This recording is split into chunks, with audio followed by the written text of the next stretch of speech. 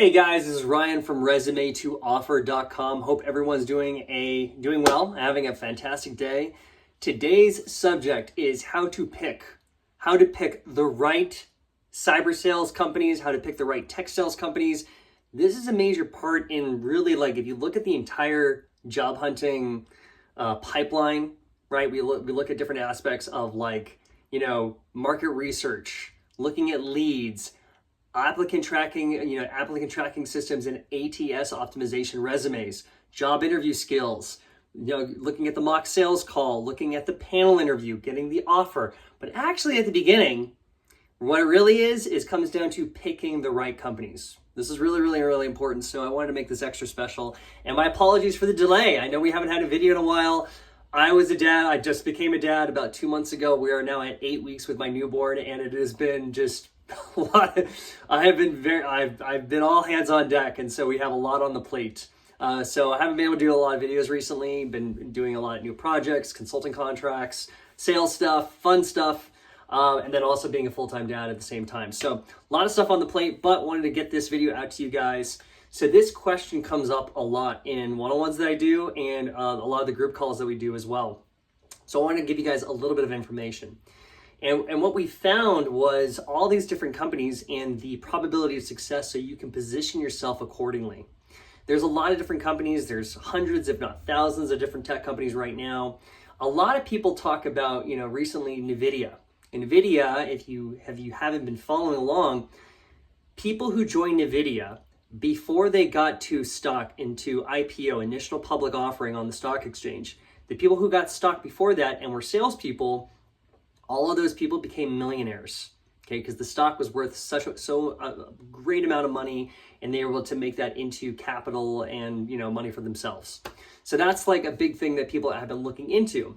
So I'm gonna break down a few different elements that you can look for in certain tech sales and cybersecurity sales companies, so that you can position yourself for success. Because this happens a lot, and I meet a lot of salespeople that get excited, they want to join the industry, and they kind of say yes to the first company that gives them an offer. And sometimes it's better to, I understand if you need to make money and you're really like, hey, you only have like 30 days or 60 days to make certain payments. You got to get what you can get. I get that. If you have a little bit more bandwidth, which is why when you do job hunting, you should really allocate about 3 to 6 months to do so.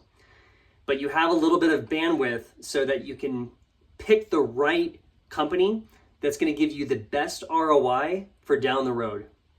You want to pick a company that is ideally going upward, and at the same time is going to give good brand recognition for your resume, so that 2-3 years from now, other employers are going to know it, and you're going to be more marketable in the industry. And then you have recruiters now reaching out to you. Okay, you've worked, like, for example, if you joined Salesforce at a certain point in time and you grew with that company, now, as you start to branch out, if you have Salesforce on your resume, it has brand recognition. More people are going to be reaching out to get you, okay? Instead of you doing all the heavy lifting, now you have other people reaching out to you, headhunting you. So it's a really good win-win, that scenario. So let's break down a few different parameters that you should be looking for, okay? So number one, first thing you want to look for is actually the length of time the company has been in operation. Length of time.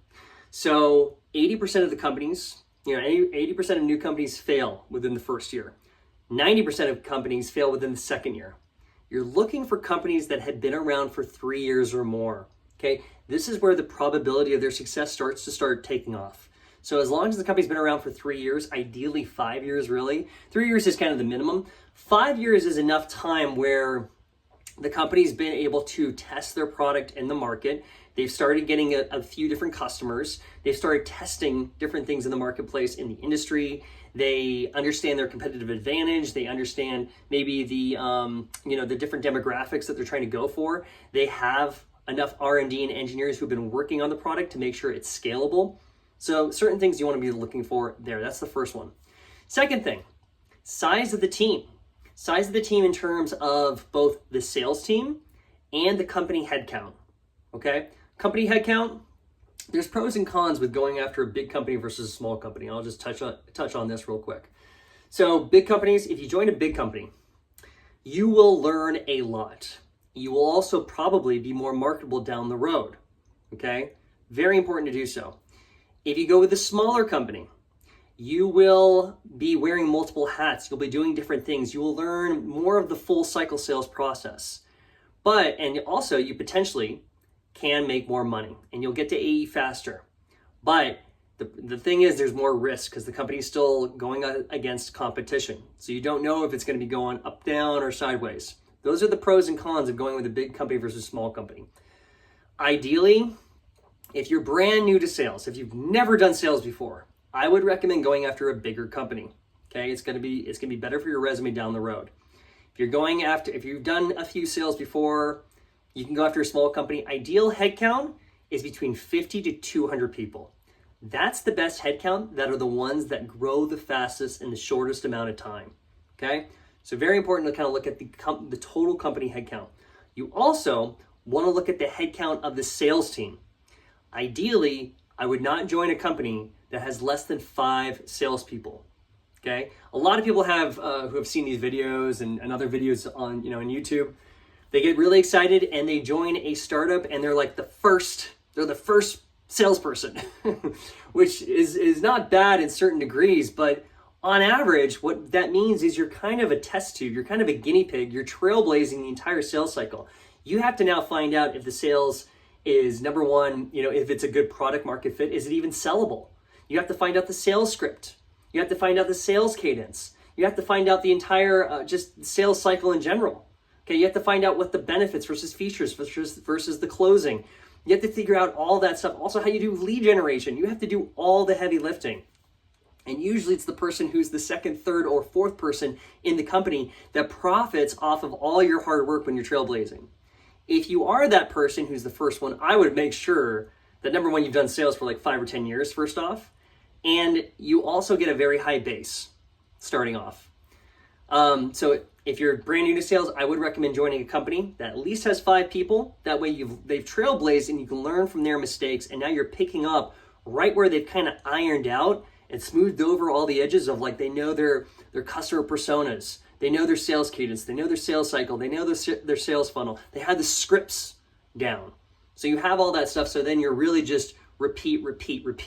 So again, company headcount between 50 to 200, sales team at least 5 people. You also want to look at the leadership, who's leading the sales team. Okay, very important there. We talked about length of time of the company. Let's talk about some other things. This is a big one. The product market fit. Is the product sellable? Is the product going to survive in the marketplace? Is it going to be in demand, not just now, but over the next 2 to 5 years? Okay? It's always good to know also your company's exit strategy. Exit strategy means, what's their plan? Like, do they just want to take over this industry? They want to be like the top person? Or do they want to be invested in from a venture capital organization? Or do they want to be bought by a big competitor? Some companies want to just grow to a certain point and get bought by like Apple or AWS or something. That happens. So you want to find out what is the exit strategy of the company. Do they just want to become the major players in this marketplace? And it depends if they're a privately owned or if they're, like, for example, venture capital invested in. So some things to think about. But how do you figure out if it's the right product market fit? Well, number one, this is where, like, we understand also the company size. It has to grow to a certain level. The sales team, it has to grow to a certain level because ideally they're growing in sales, so they're reinvesting it by adding more salespeople. The other thing that you can look at is the product itself, okay? Is it one product? Is it a diversification of products? Is it scalable?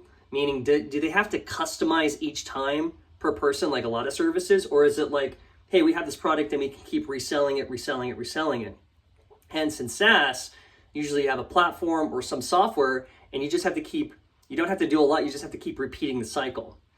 Some other things you can look at, you can do, some analysis. You can look at Google Trends, for example, look at kind of your product or your service or your sub-industry and look at how they're doing in the marketplace. Is this growing upward? Is this trending upward? Is this going to be around in the next 2 years? Is this going to be in demand?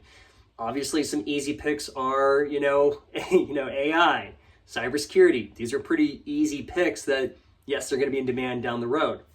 What are some other things? You can look up website volume. You can look up the actual amount of traffic the website is getting. Okay, the website, if the website's getting a lot of traffic, both on their website and their LinkedIn, that's a pretty good indication that there's a lot of people interested in this product. There's probably a lot of leads coming in, or there's a lot of buzz in the marketplace. The other thing is, in your interview, you can actually ask, hey, what is the ratio between inbound leads and outbound leads? This is a big one. If you find out that there's a very good amount of inbound leads coming, through the website, and you're getting them, chances are that the SDR, BDR, the outbound team, the outbound sales team is going to also be successful as well, because there's a marketplace for it. There's definitely a demand for it in the industry. So those are a few things that you can do to just kind of start the process of vetting the correct companies and making sure that you're setting yourself up for success over the next 3 to 5 years. So that's really, really crucial. This is a short sample of actually probably the longer list that I have of qualifying the right companies. And it's a whole thing that I've done one-on-ones where the entire hour we've talked about it. So if you'd like to know the full list, and I would strongly recommend that you take a look at a few different things. You can look at a few different resources that I have. You can look at my website, resume-to-offer.com. You can book a one-on-one if you need help with, your resume, your interview skills, which is very essential, your mock sales call, how to get the offer, how to effectively job hunt. Part of this is the market research area, finding the right companies that you can pair yourself with. That's going to be that win-win scenario for both you and them. The other thing you can do is I would recommend checking out higher levels. I'll include my code, my referral link below. If you use that link, you get a discount on the entire bootcamp. You get access to the network, their entire courses, all that stuff, but also gives you a free one-on-one with me. So it's kind of a win-win that way too. So you get a free one-on-one. You can book, if depending on your budget, you can book a one-on-one directly, or if you want access to all that information, use that link, you get a free one-on-one that way too. So I hope this helps. Just a little taste of some of the qualifications. And, this is about maybe 20 things I would say to is the perfect company. And you're never going to be perfect, but you want to get kind of 80 to 90% there. Okay. Kind of a little bit of a checkboxes to make sure that you are positioning yourself accordingly, and you're going to have the best ROI for yourself and your time and your energy and the money that you make as well. All right. So I hope that helps. Feel free to reach out anytime. Add me on LinkedIn, and hope you guys are doing well. Cheers.